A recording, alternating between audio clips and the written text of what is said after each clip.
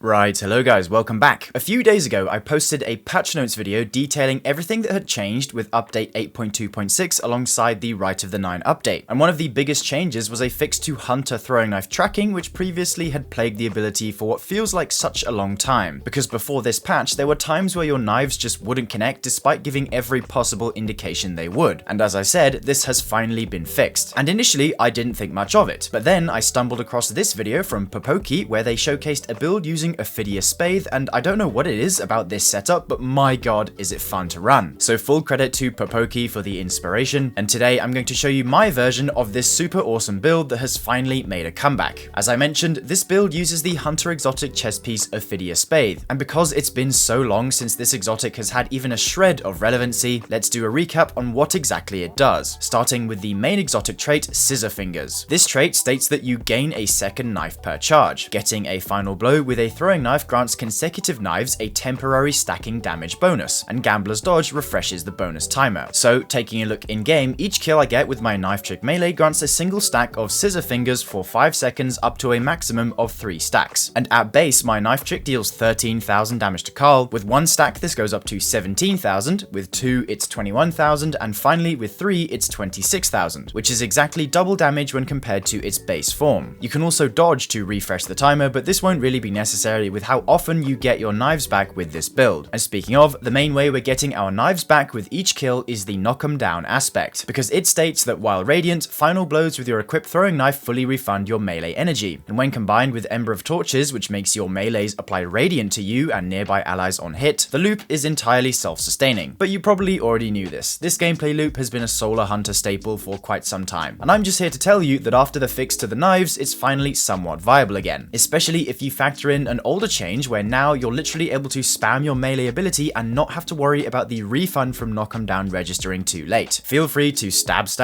to your heart's content. Furthermore, I do mean it is somewhat viable, because ultimately today's build isn't the most meta thing in the world, but I can confidently say that it's a real treat to use, and I guarantee you'll have a lot of fun with it. And once we discuss the rest of what goes into it, such as our weapon and artifact perk choices, you'll soon come to discover that it can still hold its own in a very respectable manner. So we ought to start by discussing our subclass configuration. But before we get stuck in, I'd encourage you to join my community Discord server. A big goal of mine this year is to expand my community, and if you're looking for a place where you can check out my full catalog of builds and hang out with me and the rest of our awesome community we have here, then do consider joining, link in the description. Kicking things off, as per usual, we have our super of choice, which in this case is Blade Barrage, a rather fitting choice for a build that's all about knives. Blade Barrage is a very solid super for dealing with big groups of adds as well as for direct boss damage, since especially if you pair it with Limit Break, the super damage boosting artifact perk, you're able to hit around 500,000 damage. And given how often we're going to be under the influence of a solar buff like Radiant or Restoration, this perk should always be active. One tip I can give when using Blade Barrage is to always cast it while walking backwards, because doing so concentrates the volley of knives into the tightest possible configuration, ensuring that the majority of them connect with your target. After that, we're taking Gambler's Dodge for our class ability, because just in those few instances where you've used both your knife charges and need them back ASAP, Gambler's Dodge will sort you out no problem. For the melee, it's actually somewhat personal preference, but I'm always going to advocate for Knife Trick, since out of all the knives, it has the highest damage potential if all 3 knives hit a crit, and it just feels awesome to use. Though the second best option would definitely be Weighted Throwing Knife should you prefer it. For the grenade, again, it's mostly personal preference, though I do believe Healing Grenade is the most optimal choice here, because being on Solar Hunter definitely gives you plenty of healing options with the likes of Restoration and Cure, but little to no damage resistance at all. So having an extra source of healing for those tight situations is always nice to have. Plus, it's one way to get our restoration loop going, but more on that shortly. For the aspects, we of course need Knock 'em Down, as we discussed earlier, to allow our knives to refund themselves on kill, but it also has a secondary benefit where Blade Barrage now launches more projectiles per activation, maximizing its damage. And actually, this makes the super go from the default 14 knives to now 20, giving it a fair amount more damage. For our second aspect, we're taking Gunpowder Gamble. This aspect will cause our knife trick kills to charge up a dynamite grenade that can be thrown and detonated early by shooting it, that causes an instant ignition. Handy for stunning unstoppable champions and clearing out big groups of adds. You could technically replace this with On Your Mark, where precision kills grant an escalating bonus to weapon handling and reload speed, plus giving you an additional fragment, but in my opinion, Gunpowder Gamble is too much fun to pass up, so that'll be what we're sticking with. Moving on to the fragments now, the first one we're taking is Ember of Searing. This fragment is going to make it so